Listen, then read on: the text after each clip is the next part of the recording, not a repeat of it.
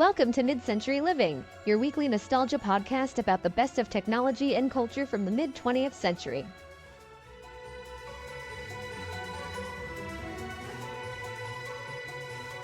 Welcome to episode 49 of Mid-Century Living, the show where we talk all about the best of the mid-20th century and how to add vintage vibes to your modern life.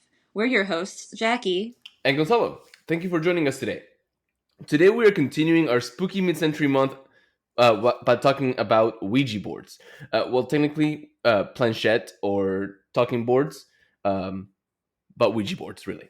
But before we talk about Ouija boards, Jackie, how was your week? My week was good, probably. Do you not know? Again, we record these in advance. But some good things I have figured out is, well, I know that by now we're well into my 31 days of Halloween outfits, and I have got the entire month planned out of spooky outfits for me to wear. I've got a whole bunch of new recipes I want to try out. What's really exciting, I don't know, this is exciting to me. I don't know if this is actually exciting. I finally broke in my skull cake pan. Ooh. So I actually got on clearance last Halloween season, or the Halloween season before. It stayed in storage for a year because it's Halloween. But now I decided, I don't know, I had it packed away with my Halloween decorations, but then I realized that's silly. Like, why can't I have skull-shaped cake whenever I want? So now It's just going to live in my kitchen. There you go. But I got the Nordic Ware 6 little skull cakelet pan. And so I made these healthy breakfast cupcakes for meal prep for the first week of October. And my next experiment is I really want to make pizza skulls. Ooh. So it's gonna you put pizza dough in there, and then you add it in the filling, and then you wrap it all around, and then you come out with basically pizza pockets, but they're shaped like little skulls. Nice. And then when you cut on them, all the marinara comes out, and it's like blood. Yeah, I'm so excited. Oh man, so that's perfect. So this might be the month of skull-shaped things, and maybe I'll just because I also think it'd be cute to make little meatloafs in there. I just the possibilities are endless. Yeah. So I'm thrilled. Cool. That's what's exciting in my life right now. How about you?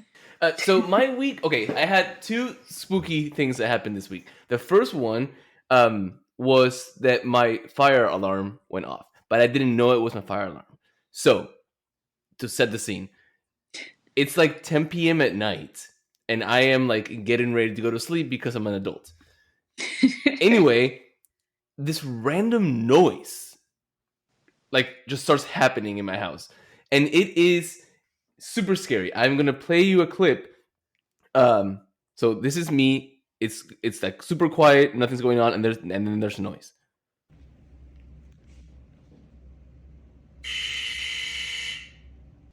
Yikes! It's like a gym buzzer sound, but you could tell it was coming from the hallway of my house, and I had never heard this before. And it wasn't constant, and it wasn't a pattern. It just kind of happened every so often.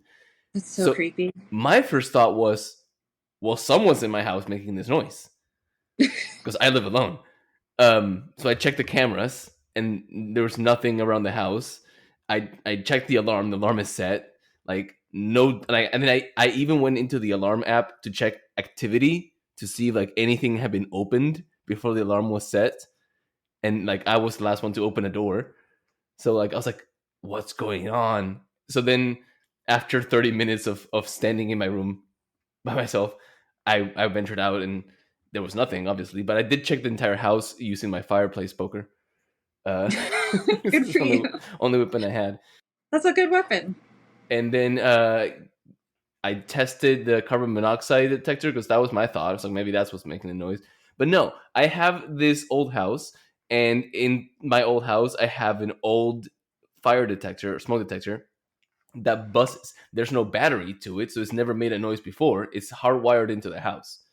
And that's what makes the noise. And when I touched it, then I accidentally set it off, and it was constant. So I had to go flip the breaker. So that was my spooky thing for the week. But then my also other spooky thing is that I finally went and I watched Beetlejuice. Yes! Oh my goodness, so what'd you think? I liked it. Really? Yes, because it. Okay, here's what the whole thing. You liked the whole movie? The plot was weird. There was no need for half the things in the plot. Like Bingo. the dead wife, not needed. Nope. Like why they went into the afterlife, like any number of reasons could have done. So I don't know. There was a lot to the plot, but what I liked about it was that it was very Tim Burton-y.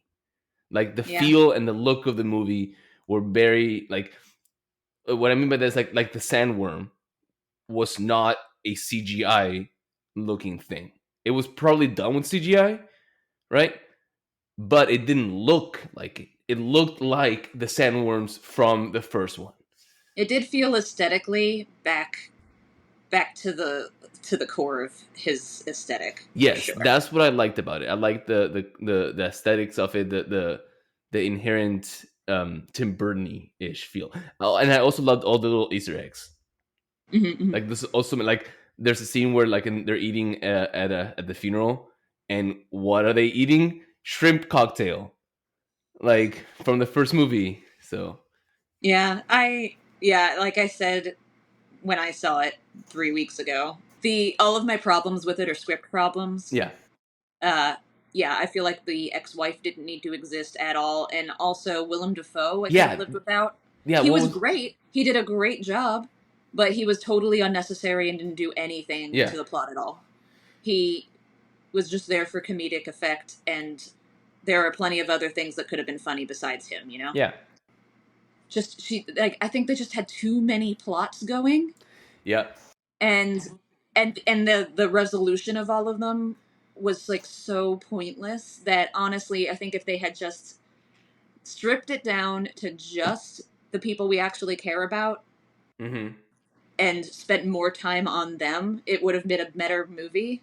I think my enjoyment of it also a big part of it has to do with the fact that it's like bringing back a classic. It was same feeling I had when I watched Hocus Pocus 2.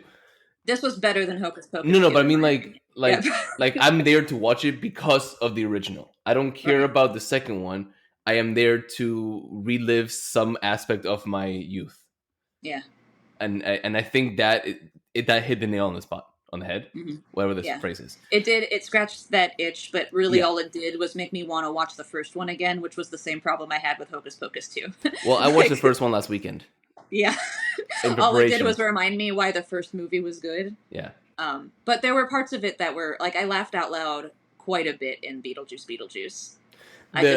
The guy that was sitting next to me I went with my girlfriend, and then like there was another couple to my right, and every time that something from the original movie was referenced or like pops up for the first time, he would like silently cheer, like raise his hands up, and you could tell he was going yes, but he wasn't saying it because he was being respectful about the movie theater.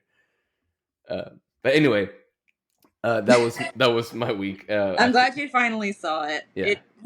I'm glad I saw it in theaters. It was nice to be excited about a Beetlejuice movie in theaters. I never saw the first one in theaters because I was a baby, too young when it came out. Yeah. And one last spoilers alert here. I totally called the dead parents of the kid. I did not. I was shook. Like that's the thing is so a lot of people watching it were like, "Oh, that boy's dead," as soon as they met him, and I was just la la la, like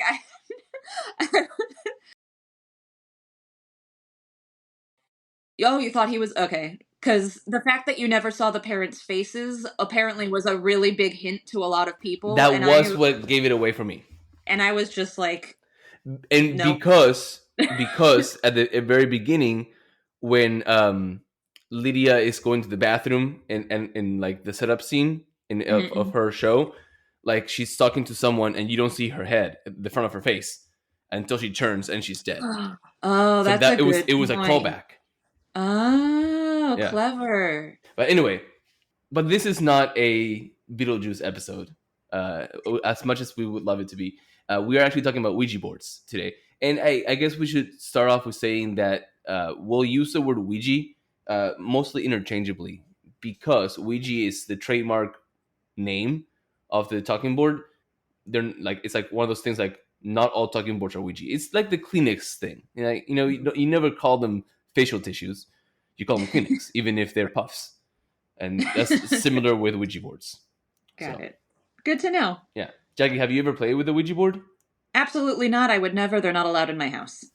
That was very direct. Hard pass. Yes. I do find them beautiful, and I know a lot of people just collect them Yeah. and get custom ones made, and there are artists making custom talking boards, and they're aesthetically beautiful. I don't want any kind of chance that a demon might accidentally get summoned in my house, so they're not allowed in my house. Even like sweatshirts with Ouija decorations on it aren't allowed in my house in case I accidentally summon a demon by mistake. How about you? I've never played either, and I researched this episode in the daytime. Good. So we're both babies, so this will be fun. Yeah, I've never played with it. I find them interesting, but I've also seen way too many horror movies with Ouija boards for them to be part of my house.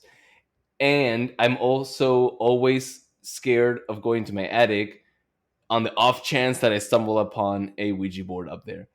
Ooh, that would be spooky. Yeah, because I did find a really nice pair of like World War II era binoculars in my attic, and they're really cool. And whenever I leave this house, those are gonna stay in this house. Like, they're not mine. I don't want to anger some ghosts by removing them from here.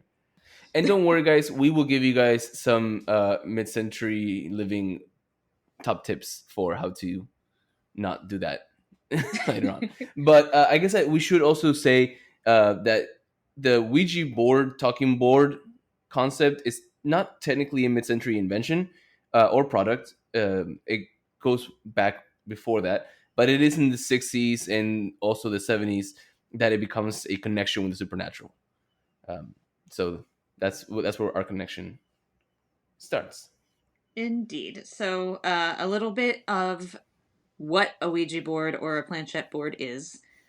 Also known as a spirit board, a talking board, a witch board. So basically, it's a flat board marked with the letters of the Latin alphabet, the numbers 0 through 9, and the words yes and no. Sometimes the words hello and goodbye, and maybe some other symbols and graphics. The board uses a planchette, which is a small piece of wood or plastic, usually heart-shaped or arrow-shaped, as a movable indicator to spell out messages during a seance. Participants of the seance place their fingers or fingertips on the planchette, and it is moved about the board to spell out the messages. Ouija is the most common name. I think sometimes it's pronounced Ouija, actually, too. Is also the trademark of Hasbro, formerly Parker Brothers, because this is, after all, a game. So yeah, it's a game. It's a board game. Yeah. It is really probably all of the horror movies that makes us terrified of them, but it's a game. People do this for fun. Yeah. I have to remember that. Yeah. So these boards, we can really trace them back to before the 1900s. So yes, before our podcast time frame, but don't worry, we'll make it to the mid-century. So spiritualists were allegedly using these type of boards to communicate with those who have passed. And the Ouija board itself was patented by a man named Elijah Jefferson Bond on February 3rd, 1891. And so he created this company with some partners called the Kennard Novelty Company, and he sold the distribution rights to that company. And eventually he would create his own company to distribute a knockoff version of the board. Huh. Yes, though I don't know if you can sell a knockoff version of your own invention. So fascinating. Yeah.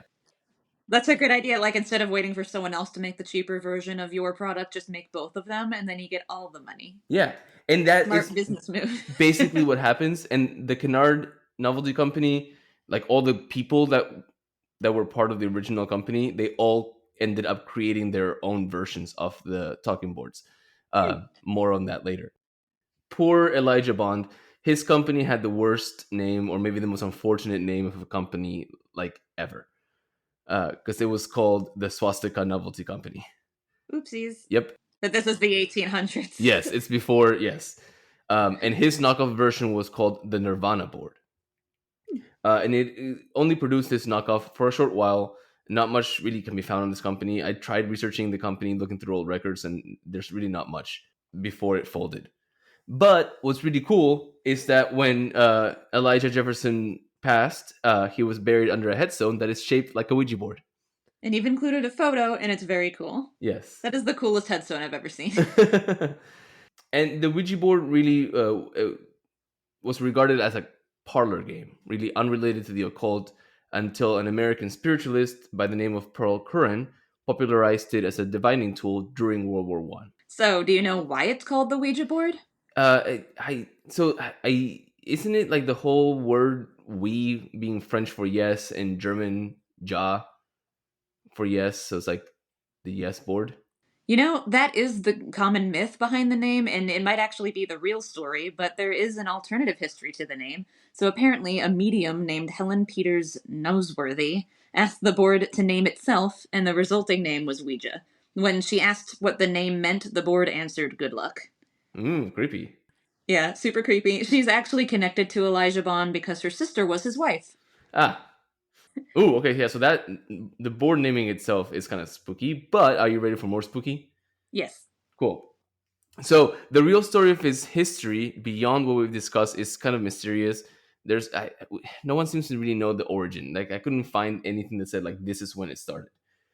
It's related to the spiritualist or spiritualism movement in the late 1800s, early 1900s, and it centers around the belief that people are able to communicate with the dead and vice versa.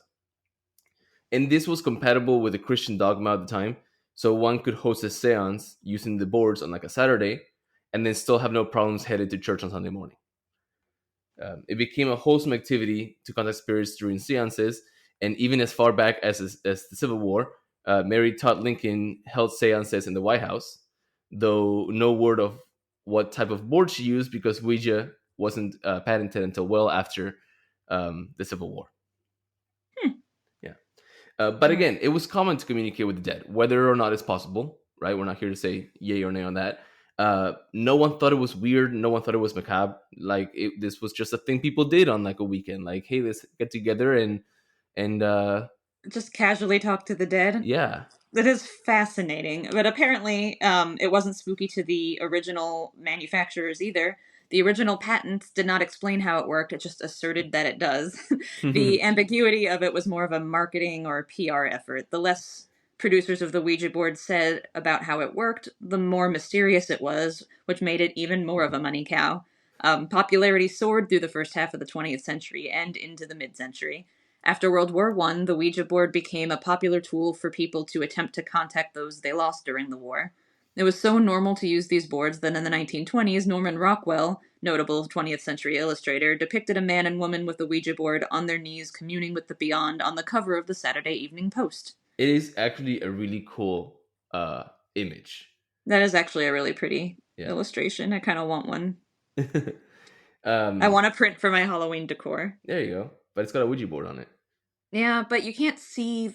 Mostly my problem is like if it's the entire design of a Ouija board, like on a sweatshirt or on a charcuterie board, like you're just one planchette away from it working. Like it's clearly it doesn't matter where you get the board. All that matters is that the words are on it. True. And maybe the planchette is where the magic is. But what if you had a charcuterie board and like your cheese knife was right, and then you accidentally summon a demon while you're trying to cut some brie? Like, can you imagine? I'm sure it's not that easy, but like I just don't want to invite that into my house. Well, before we accidentally open a portal, let's talk a little bit about how it became, or I guess before it also becomes part of the mid-century lore. Let's quickly go back to Elijah Bond, because he had a partner in the Kenner Novelty Company that I mentioned earlier. His name was William Fuld, who would eventually take over the production of the board and also be the one to capitalize on its naming. So William Fuld would also defend the name of the board, often suing companies that infringed on his trademarks and patents, while sidebar also making alternatives. Because William Fuld would also be notable for creating alternatives like other talking boards. He had one called the Oracle Talking Board, which he made it his like insurance policy by the pretty much what Jackie said earlier about like making your competition, but making your own cheaper version. So he believed that he could compete against the Ouija board following a split from the original company. And he sold it at a lower price so that he could compete. And he was right. It worked. The board was made out of veneered pine and had the Latin alphabet and numbers 0 through 9, like Ouija boards, as well as little images on the corners of the moon and the stars. But the planchette was a diamond shape, not a little arrow like the Ouija board. Neat. Fold would call his board, unofficially call it, I guess I should say, the mystifying oracle board, because it was called the oracle talking board. And at some point, the oracle board and the Ouija board by Kennard became one, and the oracle board lost its unique layout, favoring the arch letters displayed in the Ouija board, and they kind of become one and the same as time passes. And now we enter the mid-century. Yes, about time. So around the 1950s, William Fold sold his factory in Baltimore, Maryland, and moved to a smaller office. Here we get the changes to the oracle board that will make it look like its look today. So the thick material of the board will change and be thinner, and with the printed letters on paper covering the front. The planchette will now be made out of cream-colored plastic. The 1950s, we'll also see the last mystifying oracle board to be produced. Its sister, the Ouija board, would become Ouija, the mystifying oracle, at around this time. And this is the board that would have been produced in the 50s and the 60s. Mm-hmm. The mid-century also gave us some really great advertisements for the Ouija board. In 1957, an ad in Search magazine shows a girl playing on a Ouija board, and the text says, "Telepathy, spirit board's subconscious mind, which speaks through the mystic Ouija board. For many years, psychic investigators have recognized its amazing power, its facility for predicting the future and recalling the past." Yeah, it's really cool. It's very dramatic. I love mid-century advertisements. They just don't make copywriters like this anymore. Yes, I know. The ad even mentions that it does not know how it works. Again, going for the mysterious take for marketing. Quote, "How does it work? That's the million-dollar question the Ouija board won't answer. All we know is what thousands of users write." And then it goes on to list a few quotes from alleged users of the Ouija boards praising it. Yeah. Very, very cool. In 1964, there's an ad in Playthings magazine, which was the last ad before the game was sold to Parker Brothers. And it was more of an ad for stores to use to order for their own stocks, or like wholesalers, I guess. Mm-hmm. 1966 ad by Venture Bookshop in their catalog. Once more questions subconscious mind or spirit voice. Also the first ad in our research that showed a price. So apparently at this point, the Ouija board was just $4.25, which is actually over $41 in 2024 money. So this was not cheap. Yeah. It's like 41 and I think like 17 cents, something like that. Yikes. And this is when William Fold Oracle Board will find its end. And that sounds way more ominous than I mean. I just meant that that's when he stops being part of the company. Because in 1966, William Fold sells all his assets, including the Ouija board, to Parker Brothers. And Parker Brothers moved William Fold Incorporated, which was his company's name, to Salem, Massachusetts, for an even further creepy connection. Yay! Yeah. And actually, if you happen to find yourself a board that says on the back or on the box, quote, William Fold Incorporated, Salem, Massachusetts, you have a very highly collectible item. These were only manufactured between 62 and 66. That's cool. Yeah. And this is also when Parker Brothers takes over. And the really only notable thing here is that in 1967, Ouija boards sales surpassed that of Parker Brothers' previous high-ranking game, Monopoly. That is cool. Yeah. Man. This is also when attitudes towards Ouija starts to change. So throughout the mid-century, the Ouija boards were still mainly parlor games and not connected to the occult up until the late 1960s. And at this point, people are starting to be a little bit more uneasy towards the occult. It's basically an uneasy time in the U.S. The Manson family cult murders happened in 1966. We also had serial killers like the Zodiac and the Alphabet Killers, who seemed to use some sort of ritual patterns in their murders. And then also in 1966, Anton LaVey wrote the Satanic Bible and founded the Church of Satan. And people started to much more easily believe that evil witchy cults ran the world. So we started to get a little occult stuff here. And in 1973, the movie The Exorcist was released. And in this movie, the Ouija board was used as a gateway to possession. The movie depicts a girl who's possessed by a demon after playing with the Ouija board. And it scared the fear of hell into people because the movie's the movie itself was supposedly based on a true story, right? Take that as you think. But think of the fact that if you see a movie that says based on a true story, then you start thinking, well, this might happen to me. I know they still do that in horror movies today, and I'm on the fence about how I feel about that technique. Yeah, It's effective, I should say. it is effective, and it was effective very much in the mid-century because suddenly the Ouija boards became an evil and demonic tool, and they stayed that way all the way through the Satanic Panic of the 1980s. The mid-century then seems to have its fair share of talking boards or Ouija boards. So there's the original, the Ouija board, then there's the Mystifying Oracle by William Fuld, there's the Nirvana board by Elijah Bond.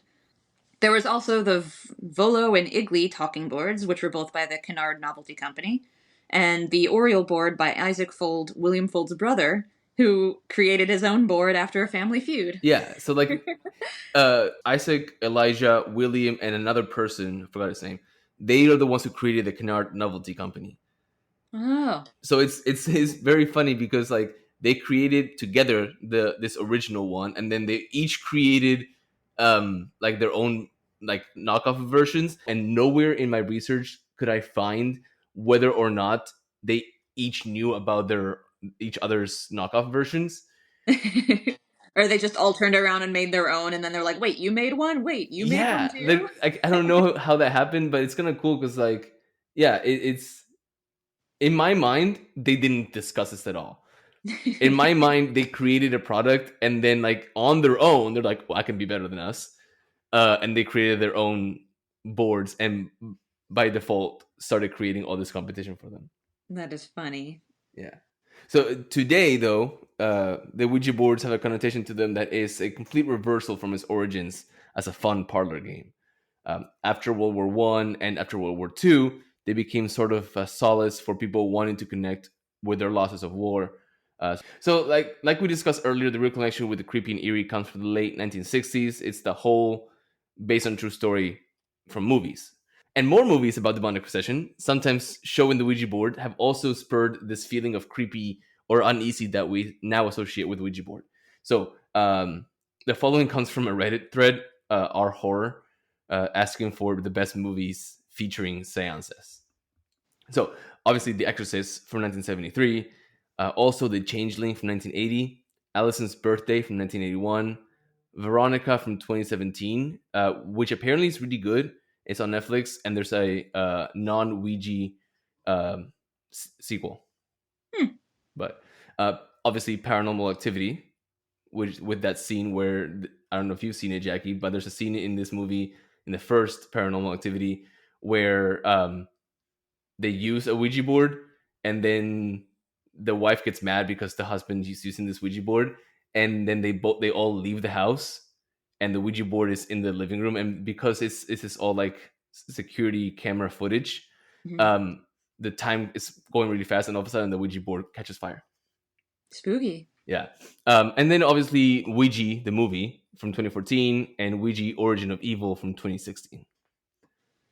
Which I actually saw in theaters because I was feeling really brave that year, and I wanted to go see a horror movie in theaters, and I didn't like it. But it was based in the 60s, and so it was like aesthetically really good. Yeah. But spooky as heck. So, too spooky for me. So, what's the real deal with the game? How does one play? Okay, so obviously there's no like step 1, step 2, but Hasbro, who bought out Parker Brothers in 1991, has instructions with their games. So basically, you set up the space by dimming the lights or turning them off to set the mood. You wipe the board to remove dust and moisture. And then you have to sit opposite another player or gather around the board if more than 2. Additional players are actually encouraged to look on and take note of the Ouija board's responses. So you place the planchette in the center of the board, and you place 2 fingers lightly on the planchette and concentrate. And so players then take turns asking questions, and all should agree to the question asked and only ask one question at a time. And then you just wait and see what the planchette spells out for you. And if nothing happens, you try asking another question. It says to allow 1 to 5 minutes for an answer to come. Yes, those are the Hasbro in-box instructions. Because, of course, this is a game. The whole point of the game is to be creepy and scare each other as you play. This is probably why it's a favorite of tween sleepovers. Mhm. People will always claim that it's spirits moving the planchette. And again, we're not here to tell you yes or no on this. I'm not going to yuck anyone's yum, to quote one of my favorite podcasters. But in reality, right, studies have shown that Ouija is simply a product of a psychological effect known as ideomotor phenomenon, where people move objects unconsciously. Yeah, so basically people are thinking about it moving and they all just kind of move Yeah, it. just by touching the planchette, you're subconsciously pushing it as well. And you're always going to get the "I didn't move it, you moved it. I didn't move it" discussion by people. So, but just in case you guys subscribe to the spiritual or supernatural take on the Ouija board, here are some accepted rules to follow if you'd like to avoid hauntings or possessions. Though Hollywood has shown us that even the group that follows the rules will get hunted, so take it with a grain of salt. Anyway, never use the Ouija board alone. Interestingly, though, the reason is that someone can close the board if you, quote, can't continue anymore. Yep, see, That's this why is you great. want someone else with you, just in case something happens. Just in case there's demons, you want someone else on hand Yeah. to close the portal. Ugh. Yeah, which is another one of the rules is you always want to close the Ouija board connection. So you Mhm. always say goodbye to whatever spirits you may have contacted. And also always properly store the board. Some people believe that not closing could leave a door to the spirit world open. Also, after you say goodbye, flip the planchette over so it won't move on its own. Yikes. Never use a Ouija board in your home. Never use a Ouija board in a graveyard. This could also be because you may have trouble connecting with a single spirit because it's a graveyard. So you might end up with an unwanted entity. Other people say that it's because you don't want to disturb those and the cemetery or graveyard because those spirits are there to rest. Right, yeah, that would be rude. Yeah. This is good advice. Yeah. Never use the Ouija board when you are ill or in a debilitated condition because this can make you more vulnerable to possession. Also, don't let the planchette fall off the board. Do not leave the planchette unattended on the board either. Never ask for a physical sign that the spirit is there, and treat the spirits with respect. Don't be disrespectful and don't laugh at the board. And also, this is a creepy one. Don't let the planchette go backwards or forwards from A to Z, or ask the planchette to make a figure 8 circle repeatedly, because these are supposedly incantations for spirits to pass into the human realm. Yeah. And some more suggestions. You may want to clean the space of negative energy through burning sage or lighting incense. Also, it is recommended that you use a circle of salt around you as protection. Or you light black candles to protect you from negative spirits. And above all, be careful of what you ask. Stick to positive questions. Yikes. Yes. Yep. Well, that was just as spooky as I wanted that episode to be. Thank you for doing all that research. And that actually kind of works as an etiquette segment, but as many of you might remember, this month we're not really doing official etiquette. We are instead talking about kind of related spooky mid-century media that we enjoy. So to lighten the mood, I'm going to talk about my favorite seance scene from the mid-century, which is actually an episode of I Love Lucy from season 1. Episode 7 of season 1 is actually called The Seance. So in this episode, Lucy and Ethel get suddenly very into numerology, and due to some misunderstanding, they end up having to host a seance to sort of get Ricky out of some sort of pickle with the bank. And it's basically them trying to trick somebody into thinking that they're actually speaking to his dead relatives to sort of like undo this wacky misunderstanding because it's an I Love Lucy episode.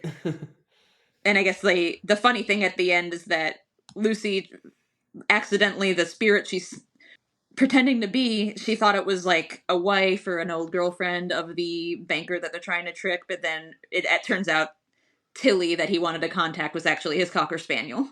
So it ends with them like basically saying like, oh, Mr. Merriweather said that that's exactly what Tilly would have sounded like if she could speak. And then Lucy's like, what? And then it's like, oh, that was his dog. And like, oh no. And that's the end credits roll. It's hysterical. Oh, man. I believe most of I Love Lucy's still on Hulu. So if anyone want to watch something like funny spooky for the spooky season, highly recommend. Nice. Yeah, I kind of want to go watch it now. It's a good one. Cool. Awesome. Well, it looks then like we have landed the plane. So thank you all for listening today. If you enjoyed today's episode, please subscribe to the show and tell a friend. You can also follow us on Instagram at MCL Podcast. This is the best place to send us feedback and episode suggestions, so send us a DM anytime. And you can also find us on YouTube at MCL Podcast. Or you can send us some short notes through our Send Us a Text Message feature in the show notes of your favorite podcast platform. Yes. So send us some fan mail. Thanks for listening, guys. We'll talk to you again next week. And just in case, this is me saying goodbye because we want to close the episode / the topic. Never be too safe.